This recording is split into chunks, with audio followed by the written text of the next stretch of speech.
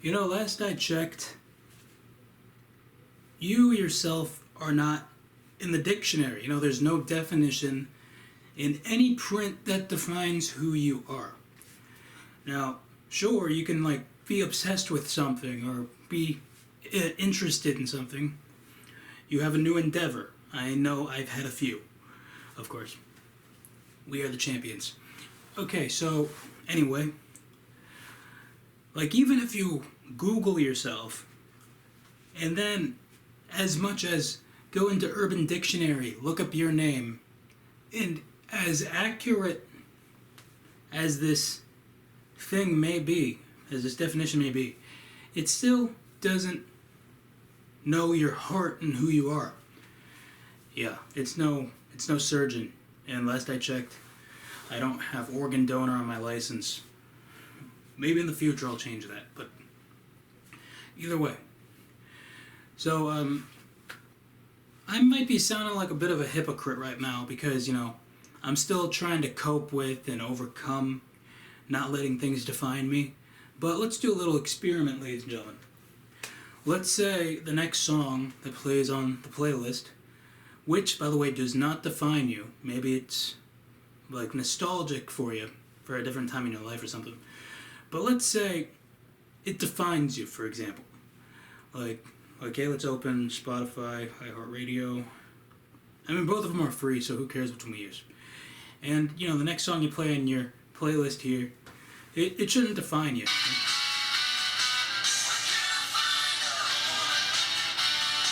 Okay,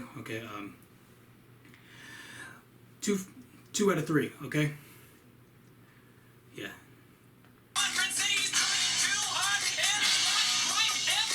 Okay. Three is a charm, okay? Let's see what we got. Oh, I like this. I give up, okay?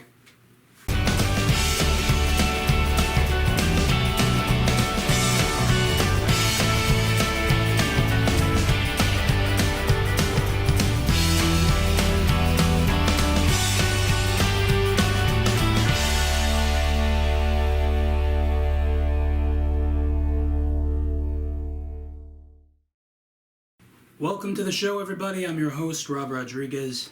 Now, let's discuss that 2019 CGI excuse for an elephant in the room for a second.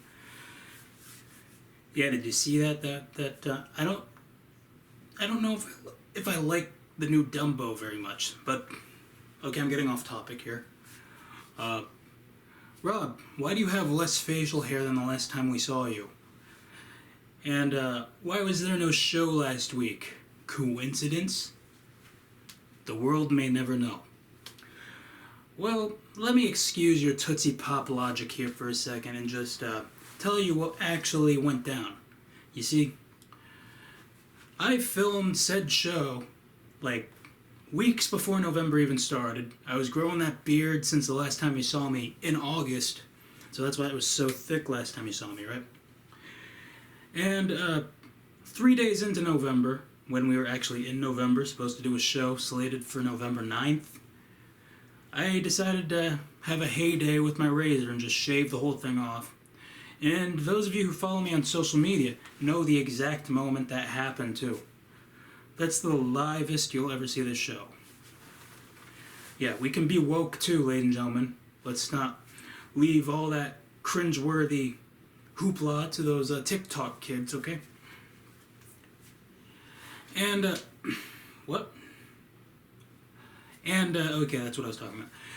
And let's not say that I skipped November 9th because I was clean shaven. No. I just skipped a week because of timing, of course. Because, you know, Smosh is shutting down. Clever News is shutting down. It's a sad, sad time.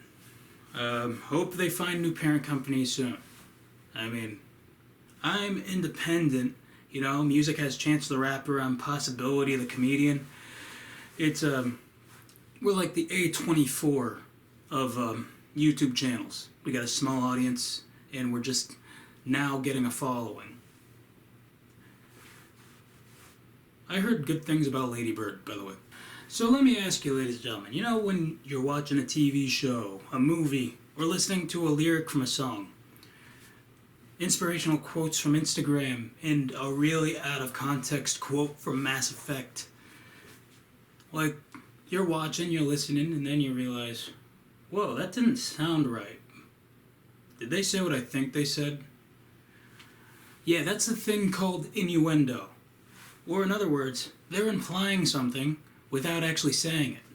Take Friends, for example. It was NBC in the 90s. You couldn't flick people off. So what they did was, like, remember that? Of course you do if you have Nick at Night. Duh, you have Nick at Night, it's not the 90s. Okay, now before you correct me, I know I did that wrong, it's this. And whatever I did made it look like I was assembling a two-piece screwdriver. Whatever that is.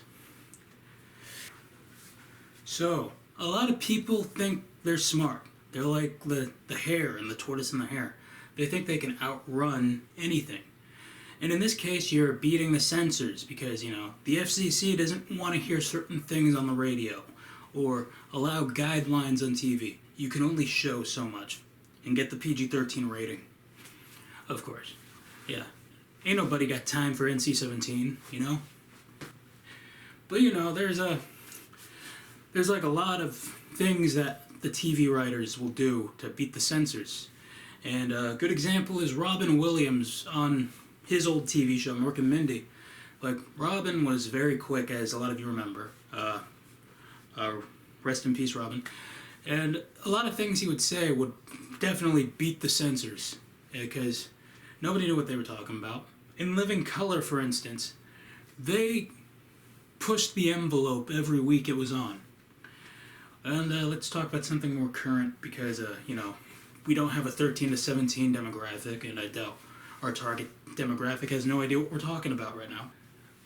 But, you know, you could want to do something so powerful, but it's way too graphic for television, so you can't show what you want to show, but you got to do it a different way. Take, for example, Return of the Joker, Batman Beyond. Yeah, we're going all DC for a second. There's two versions of, would you rather see, what's more impactful? Seeing the Joker get shot by a Tim Drake, or seeing him get electrocuted by walking backwards into a tank? Yeah, that's a... TV edits aren't very nice. They want to spread their message, but they don't want to actually say it. Because, you know, they want to keep their squeaky clean image, and they don't want to be too eccentric or provocative. You know, like, I see what you're doing, Green M&M. Yeah. Apparently everyone looks forward to that around Christmas, so... I mean, there have been several times we've used innuendo on this very show. And, frankly, a lot of times we didn't use innuendo, and yet it still came across as innuendo. Take this moment, for example. I mean, aside from making bets, you also have, like, these nomination games, like, who's gonna do it? I don't know, let's play rock, paper, scissors for it.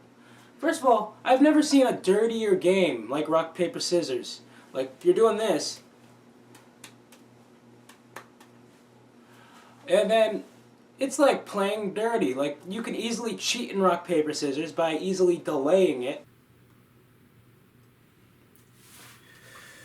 Yeah, you know, it took a lot of courage to re-air that uncensored. When I was, let's face facts, when I was 18, I just wanted, we were just attention seeking back then, weren't we? Yeah. You have friends or you know someone who, you know, they like to hint around things. Like, it's like they talk in rhyme, they talk in riddles. Like, what are you, a Batman villain? What do you want? Seriously. Did I do something wrong? Is it our anniversary? Oh, it must... Happy birthday. No. I mean, I know a couple people who don't even tell anybody it's their birthday. But then on the day of, they're like seeing who remembers. But then again, if you're like that and you're like the new kid in town, you must be having a lonely 30th. Well, we have a lot of show to fill, so that being said, I'm gonna need a minute.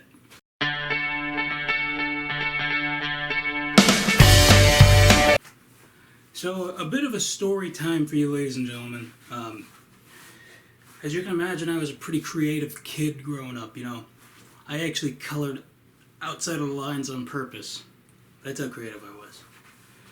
And, like, you know, you always wanted those Crayola crayons, you know, not those rose art crayons that, you know, pink wants to identify as red and red wants to identify as pink. Green is blue for some reason. Yeah, nobody's got time for that.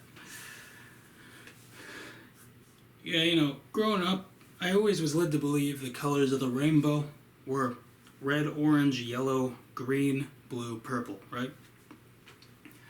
Now, tell me, ladies and gentlemen, who's this Roy G. Biv who's trying to tell me otherwise? Yeah, apparently we got two colors in purple's place. Indigo and violet.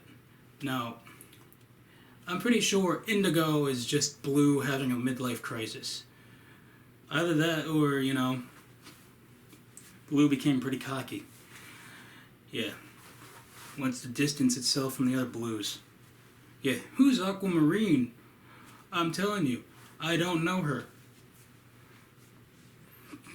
Cocky. Yeah.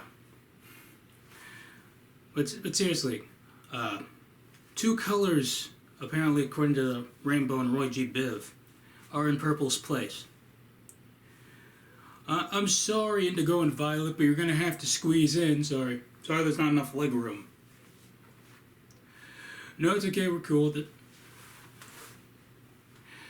Yeah, apparently the colors of the rainbow are frat boys. Accordingly.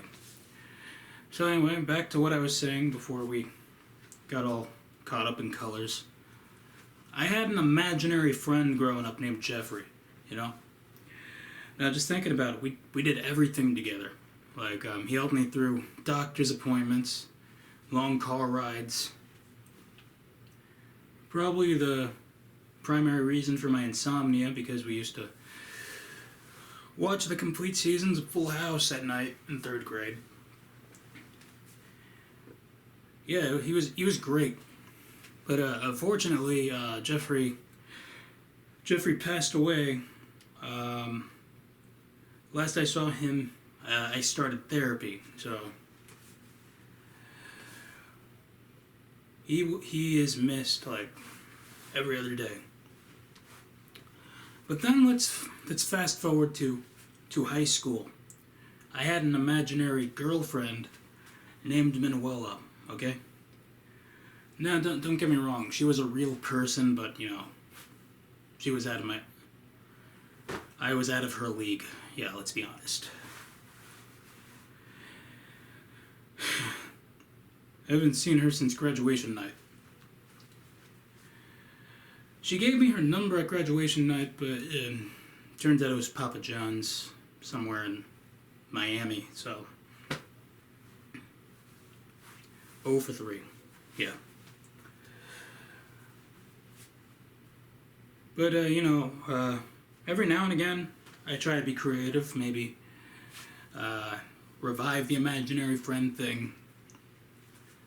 But, you know, we grow out of things eventually. And, I'm yet to realize I gotta stop making fake friends. Yeah. That's the lesson here. Alright, now let's do a segment that we haven't done in a while.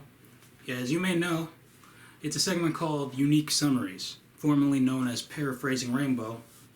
It's a segment where I give, of course, a brief summary of something that I found quite interesting.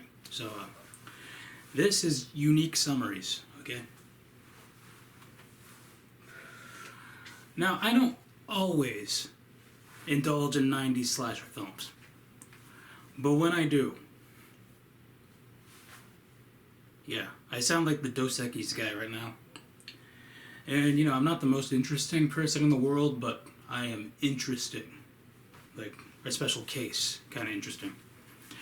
Anyway, But when I do, I go for Scream and I Know What You Did Last Summer. Now, what do these movies have in common? Of course, Party of Five. Yeah. But they also have the same writer in common. Now, the writer for this movie happened to be the creator of Dawson's Creek. And, you know, after watching these movies for years, and then trying to get into Dawson's Creek, hashtag Katie Holmes, and you listen to the theme song, and then you're like, no wonder this writer got into the 90s slasher genre. Just listen to the lyrics, why don't you?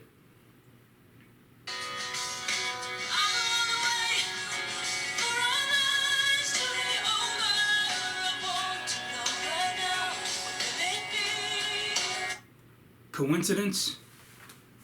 We said that way too much in this very broadcast, but I think so. It's time for that weekly list known as the possibility list. It's kind of like when you're one of those guys who goes to a pharmacy to be social.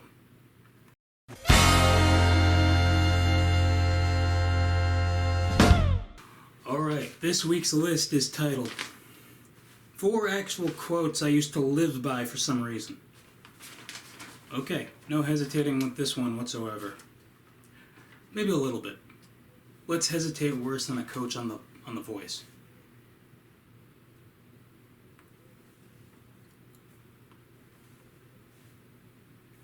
Okay. Turn around. Okay. Okay, so number 4. Ba-da-ba-ba-ba, I'm loving it. Number 3.